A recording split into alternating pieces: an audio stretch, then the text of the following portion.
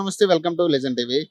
BJP అభినంద సభ అనేది ఇప్పుడు నాంపల్లి పార్టీ కార్యాలయం దగ్గర జరగడం జరిగింది. దీనికి సంబంధించి ముఖ్య నేతలు గాని, నాయకులు గాని అందరూ కూడా తరలి రావడం జరుగుతుంది. సో దీనికి సంబంధించి కొంతమంది నాయకులు అయితే మనతో ఉన్నారు. వాళ్ళతో మాట్లాడి మరిన్ని విశేషాలు అయితే తెలుసుకున్నాం. చెప్పండి అన్న, అంటే అభినంద సభ అని ఇప్పుడు మీరు పెట్టుకోవడం జరిగింది. ఎలా అనిపిస్తుంది అన్న? ఎంపీ సీట్లు కూడా దగ్గర 8 సీట్లు మీకు ఇవ్వడం జరిగింది. ఎలా? ఈరోజు తెలంగాణ రాష్ట్ర ప్రజలకు, అదేవిధంగా తెలంగాణ ఉద్యమకారులందరూ కూడా భారతీయ జనతా పార్టీ రాష్ట్ర పార్టీ వారికి హృదయపూర్వకంగా ధన్యవాదాలు తెలియజేస్తున్నాను. అయితే భారతీయ జనతా పార్టీకి తెలంగాణ రాష్ట్రం 8 సీట్లు ఎంపీ సీట్లు ఇవ్వడము, ఏదైతే గత రాష్ట్ర పార్టీ తెలంగాణ రాష్ట్ర సమితి ఏదైతే ఉందో వాళ్ళు చేసినటువంటి తప్పిదాలు, అదేవిధంగా తెలంగాణ ద్రోహులను, తెలంగాణ ఉద్యమాలను తెలంగాణ ద్రోహులుగా చిత్రీకరించినటువంటి కేసీఆర్కు సరి అయినటువంటి గుణపాఠం చెప్పి ఈరోజు భారతీయ జనతా పార్టీకి 8 సీట్లు ఇవ్వడము, భారతీయ జనతా పార్టీ కార్యకర్తగా ఒక 40 సంవత్సరాల నుండి మేమందరం కూడా ఈ పార్టీ కొరకు పాటుపడుతున్నాము.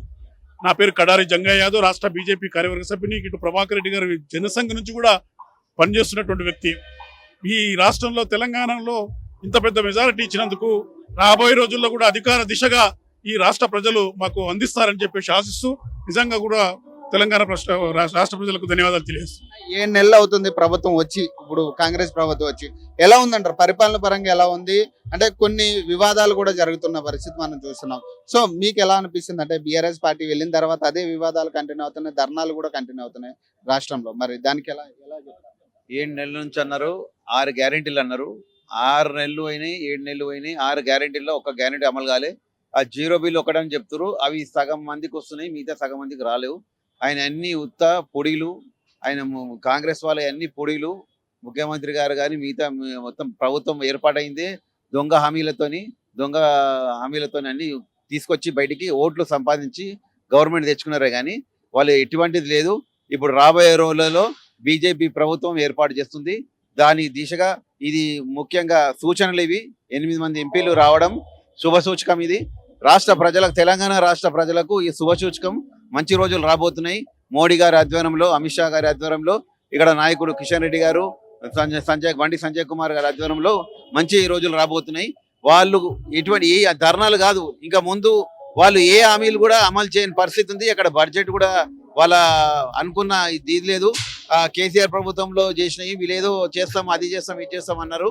ఇంతవరకు కూడా ఎటువంటిది అమలు చేయలేకపోతున్నారు. దానికి చేయలేరు కూడా వాళ్ళతో కాదు. సెంట్రల్ మోడీ గారి సపోర్ట్ లేనిది వీళ్ళు ఏం చేయలేరు. కాబట్టి రేపు పొద్దున స్థానిక సంస్థల నుంచి రేపు మళ్ళీ గవర్నమెంట్ అసెంబ్లీ వరకు కూడా మళ్ళీ బీజేపీ ప్రభుత్వం రాబోతుందని చెప్తున్నారు. రేవంత్ రెడ్డి సర్కార్ వచ్చిన తర్వాత రేవంత్ రెడ్డి అన్నాని సంబోధించడం జరిగింది మోడీ గారిని. మరి ఎట్లా ఉండబోతుంది అంటారా? అనుసంధానంగా పనిచేస్తా లేకపోతే ఎట్లా? మాకు తెలిసిన సూచన ప్రకారం ఆయన మీద ఏదో బడే బాయ్ అని చెప్తున్నాడు, కానీ ఆయన చేసే పని కాంగ్రెస్ పద్ధతులనే పోతుండు. ఆయన బీజేపీకి కానీ ఎటువంటి మేలు చేసే రకాలు ఏమి కావు. కానీ ఆయన కాంగ్రెస్ పద్ధతి, సోనియా గాంధీ పద్ధతి, రాహుల్ గాంధీ తోక పట్టుకొని వెళ్తుండు. కానీ ఇక బీజేపీకి ఏదో చేసినట్టు కాదు. ఆయన ఎన్ని విమర్శలు చేయను మోడీ గారిని, బీజేపీని ఎన్ని విమర్శలు చేయను విమర్శలు చేస్తుండు. అంత బీజేపీ ఇతర పార్టీలకు కూడా అని తల్లి పెడుతుండు. కాబట్టి ఆయన కాంగ్రెస్ రూట్లోనే నడుస్తుండు, కాంగ్రెస్ వాదిగానే నడుస్తుండు ఆయన. అన్న మీరు చెప్పండి, అంటే ఇప్పుడు కాంగ్రెస్ బీజేపీ కలిసి పనిచేసే ఛాన్స్ ఉంటుంది అంటారా రాష్ట్రంలో? ఎలా ఉండబోతుంది? భారతీయ జనతా పార్టీ మొదటి నుంచి కూడా చెప్తుంది, నరేంద్ర మోడీ గారు ఈ దేశంలో ఎన్ని రాష్ట్రాలు ఉన్నా, ఏ ప్రభుత్వం ఉన్నా, కేంద్రం ఇచ్చేటువంటి నిధులు కానీ అభివృద్ధి పనులు కానీ ఎవ్వరికి కూడా మోసం చేయదు. ఏది వ్యత్యాసం చేయకుండానే మా అధికారం ఉన్నా లేకపోయినా రాష్ట్ర ప్రజలకు అందాల్సినటువంటి ఫలితాలు కావచ్చు, ఏదైతే కేంద్రం నుంచి వచ్చే నిధులు కావచ్చు, తప్పనిసరిగా ఈ రాష్ట్రానికి అందాల్సినవి పక్క ఈయన రాష్ట్ర ప్రభుత్వం వేరే ఉన్నా అందాల్సినవి ఖచ్చితంగా అందుతాయి. కానీ దాన్ని సద్వినియోగం చేయడము ఈ రాష్ట్ర పార్టీ మీద ఉంది. కేంద్రం ఇచ్చిన నిధులను కూడా పక్కదారి బట్టి ఇది రాష్ట్రం ఇస్తున్నటువంటి నిధులు అని చెప్పేసి గత ప్రభుత్వంలో మీ అందరూ తెలుసు, గ్రామ పంచాయతీ నిధులు కూడా కేంద్రమే ఇచ్చింది. కానీ కేంద్రం ఇచ్చిన నిధులు కూడా నేనే ఇస్తున్నట్టు చెప్పి గత రాష్ట్ర ప్రభుత్వం ఏ విధంగా చెప్పిందో, అదేవిధంగా ఉచిత బియ్యాన్ని కూడా తప్పుదో పట్టించి ఈ బియ్యం నేనే రాష్ట్ర పార్టీ ఇస్తుందని చెప్పేసి గత ప్రభుత్వంలో ఉన్న ముఖ్యమంత్రి కేసీఆర్ చెప్పడం.